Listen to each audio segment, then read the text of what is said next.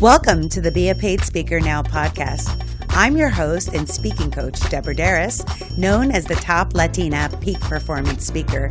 This podcast is here to support you with strategies and best practices of paid speakers so you can find out what works and what doesn't, so you can achieve success with ease and grace in your speaking career. Enjoy the show. Are you always on the road speaking and your house is all alone collecting dust?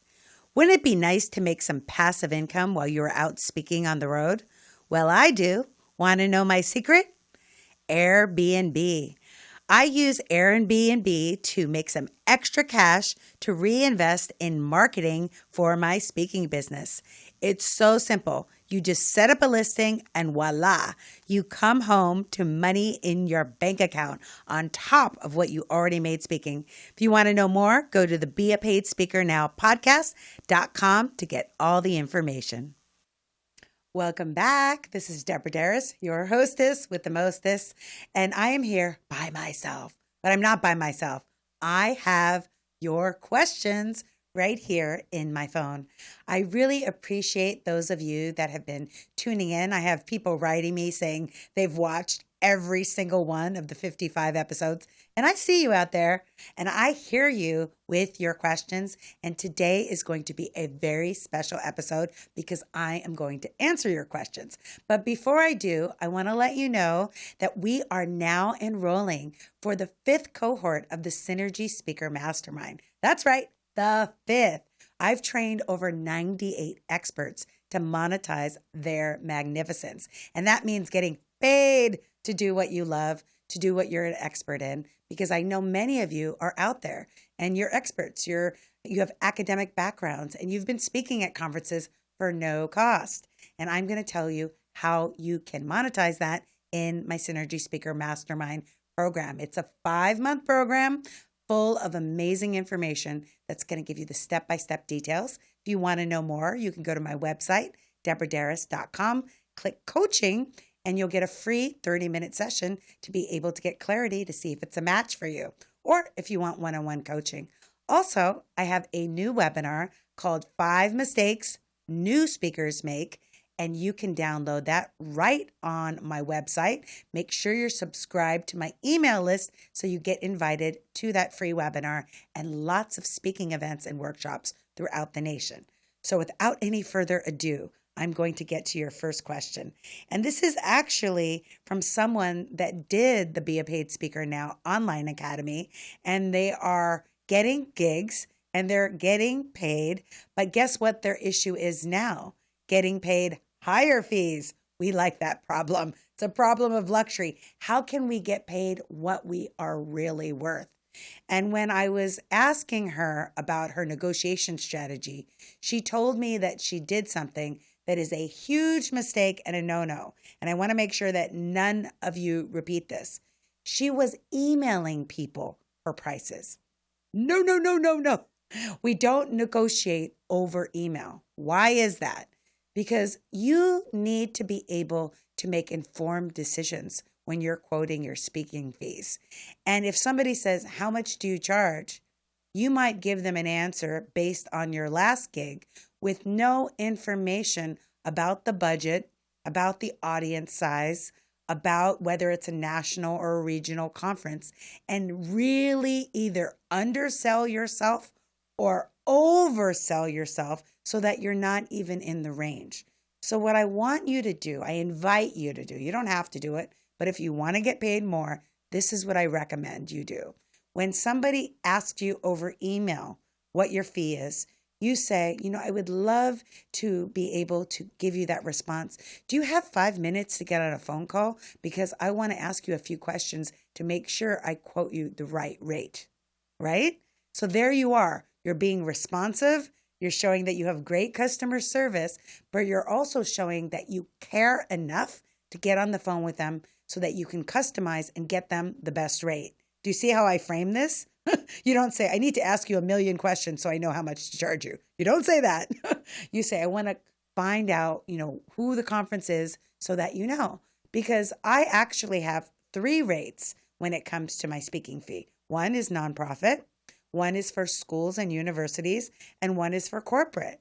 So I want to ask the questions to find out who it is, but make sure that you're really careful, because I had this one organization, I'm not going to name names, but they claimed to be a nonprofit, but they were really a huge corporation. That was just a subsidiary of that organization. So you want to ask the right question so you make sure that you're giving them the accurate rate. The other reason you don't want to email people is so much in the speaking business, it's about your energy. It's about whether you're likable. So if you send an email, it's flat. It doesn't have the visual, auditory, kinesthetic energy that your voice on the phone has. And as I've said in previous podcasts, when I first started negotiating for myself, I pretended to be my assistant, Emily. And I would be like, Deborah is fantastic. She brings energy. Like, I couldn't say that about myself. She's this, she's that. And I'd be talking her up. And when she spoke at JP Morgan and Proctor and Gamble, she did this and that. You know, I was really talking her up. And then they were like, oh, Emily, are you going to be able to come to the conference? And I was like, no, I can't come. I have to stay in the office. But it was so funny because they wanted Emily to come. So never negotiate on the phone. Big no-no. And make sure that you ask questions about what is the audience size? Who is the group? So you know if it's nonprofit, college. Is this a national conference or a regional conference? How many people will attend? And a really important one is, who was your speaker last year? If they had Michelle Obama, you know they have a budget, okay? If they say, oh, it was just a local professor. So you want to ask the question so that you know. And if you can, ask the question, what is your budget? Because then you'll know what you can be able to quote them, what the appropriate fee is, okay? You got it? You wrote notes on all those questions? Very, very important. In fact, there's a really popular speaker who I know you know named Les Brown. If you go to his website just to see, he's got 1 million questions when it says book me for speaking before he even calls people back, because he wants to have an informed choice to really know how much to quote them. You need to have the information to give the right price to get the highest fee possible. Good? Great. Okay, another question that you guys had, and these are mistakes that many new speakers make, is many of you are saying no to free gigs. Why are you doing that? If you have someone that is inviting you to speak, and it's an audience of people that can hire you in the future, you definitely want to say yes, because it is not a free gig. It's an opportunity for business development. I recently did a gig that there was no money up front at all. However, someone from the audience hired me, and when they hired me, it is an ongoing stream of revenue that I have for 6 months of our contract. That's amazing. So even though I wasn't paid a flat fee, if I get 1, 2, or 5 clients consulting, or if I get speaking engagements from the audience, which if you do a great job with delivering your content, you will. But you need to give people a way to stay in contact with you. So you can either tell people to follow you on social media. You can encourage people to get on your email list so that they can learn more information. You could give them a copy of the PowerPoint presentation so that they can be able to remember you, gather that information, and find out how to hire you in the future. But you don't want to say yes to a free speaking engagement if there is no return on investment for you. For example, if somebody asked me to speak to a group of like Boy Scouts or something like that, and I knew that my target market is professional Latinas on peak performance, how is speaking to the group of the Boy Scouts going to help me anytime in the future? It's not. It's maybe something I want to do for a volunteer experience, just for the goodness of my own heart to give back to the community. But I would not expect paid speaking engagements from that, right? So you really may need to make a decision. And what I say to my coaching clients is sometimes we have to say no to what is not for us so we can say yes to be available to opportunities that are for us. Okay.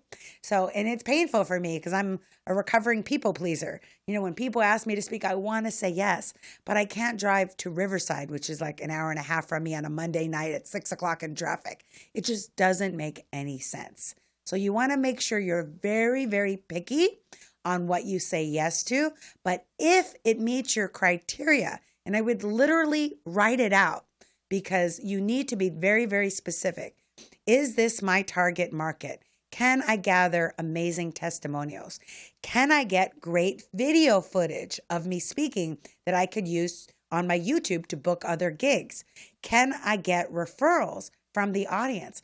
Will people want to register for my coaching, consulting, or online programs? How is it is it good for press? Somebody recently, like yesterday on Instagram, asked me to speak at a conference in Austin. And I said, who's going to be there? So I started asking them all these questions, and I determined that it wasn't for me. But then what I do when I say no is I usually refer someone that's a more appropriate speaker. It's really important that you keep good relationships. So you don't want to just say, no, I'm too good for you. You want to say, no, unfortunately, I'm not available. However, I have a great person that is. And this is where the people that come to my mastermind groups, when I say no to something, of course, I'm going to refer them or my coaching clients, people that I know are experts and amazing speakers. That's my opportunity to refer them. Okay? You got all those down? Ooh la la. This is good. Okay, Debbie De Niro has one more for you. Okay, so we don't want to say no to free gigs if we have a potential for a return on investment. Okay, the next thing. One of you asked, how can I get leads from my speaking engagements, right? Because many people, they speak and then they leave. They're literally, I got to jump on a plane. I'm going to my next speaking gig.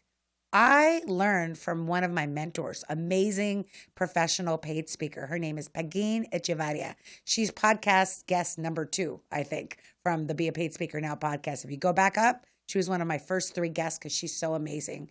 She literally put me on the stage in front of 1,000 people when I did not think I was ready and was just like allowing me to shadow her. I was like sleeping in her hotel room, seeing her, how she prepares for speaking engagements, how she gets ready, how she does her affirmations and her prayers, and just surrendering her ego so she could be totally available.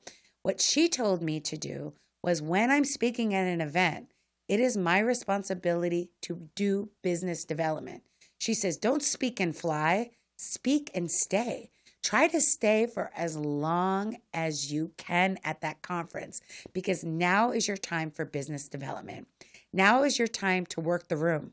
When people say, oh my God, I love you, let me take your card because I want to bring you to speak to my organization.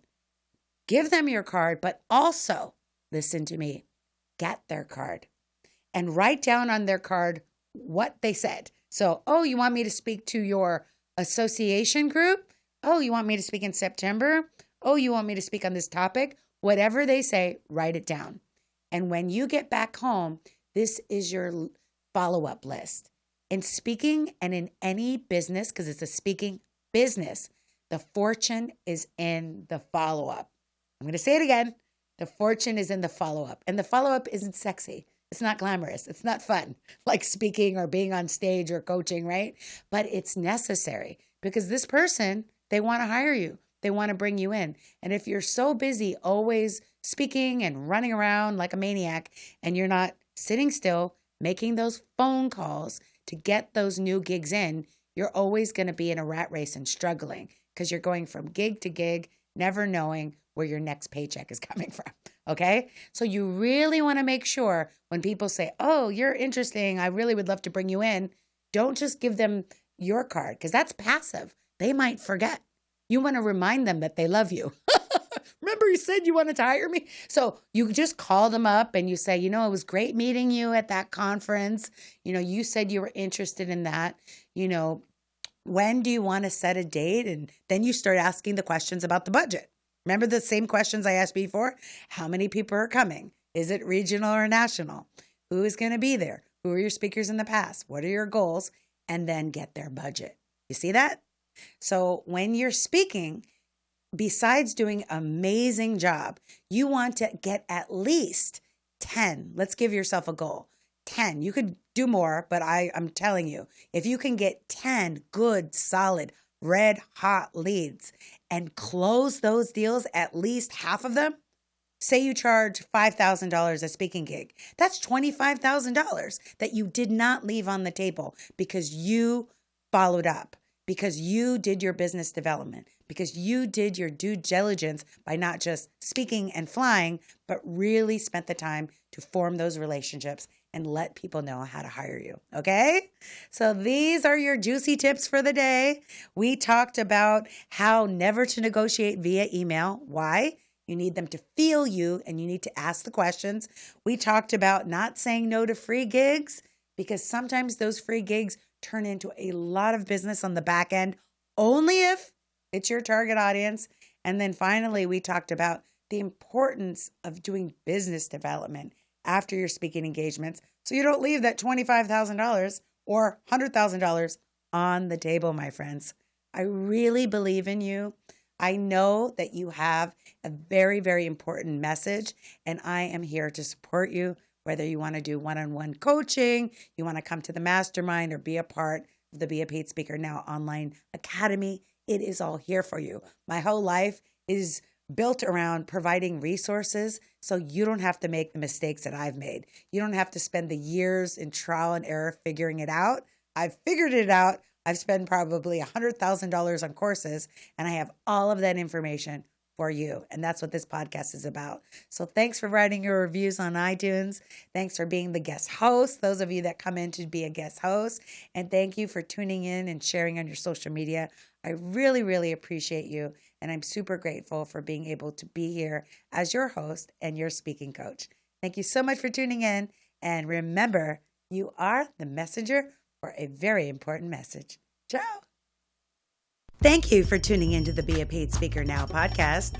If you want to be a paid speaker right now, you can download the 5 steps to get started as a paid speaker right on my website. Just go to deborahderas.com/speak now.